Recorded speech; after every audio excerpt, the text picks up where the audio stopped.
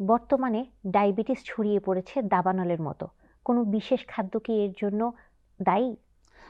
আমরা ডায়াবেটিস ছড়ানোর পিছনে একটা কথা বলি সেটা হলো যে শব্দ ইউজ করি টোটাল ডেইলি এনার্জি এক্সপেন্ডিচার। হুম, মানে একজন মানুষ প্রতিদিন কতটুকু পরিশ্রম করছেন। একজন মানুষ ধরেন সে যদি আপনার হলো খুব কম পরিশ্রমের কাজ করেন, সেডেন্টারি লাইফস্টাইল বসে আছেন। এই মানুষ যদি বসে, বসে সারাদিন খান, এই মানুষের ডায়াবেটিস হওয়াটা ঝুঁকি অনেক বেশি। কারণ তার হুম, হুম। শরীরে ওজন বাড়তে থাকবে একসময় গিয়ে। স্থূলতা চলে আসবে বডিতে। তার আপনার হলো মেটাবলিক রেটটা কমে যাবে। ফলে এই রোগীটা আপনার দেখা যাবে কি তার ডায়াবেটিক আক্রান্ত হওয়ার ঝুঁকিটা অনেক বেড়ে যায়। এখন যখন আমাদের এর সাথে যখন আমাদের সাথে দেখবেন আপনার বাজারে ফাস্ট ফুডের আধিক্য চলে এসছে। হুম, হুম, হুম, আপনার কাছে খুব সহজেই আপনি ঘরে বসে অর্ডার করে খাবারগুলো পাচ্ছেন। পরিশ্রম করতে হচ্ছে না। হুম, ফলে হুম।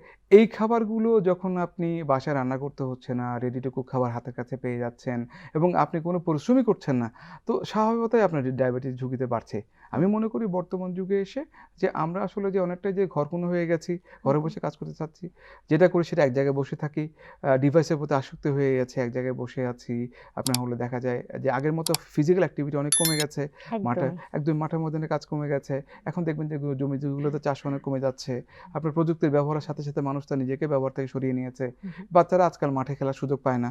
তো এগুলো আসলে ডায়াবেটিস ঝুঁকি বাড়ায়। শুধুমাত্র যে আপনার হলো খাবার-দাবার তা না, পাশাপাশি আমাদের জীবন ব্যবস্থা আসলে একটা বড় একটা কারণ ডায়াবেটিস বেড়ে যাওয়ার।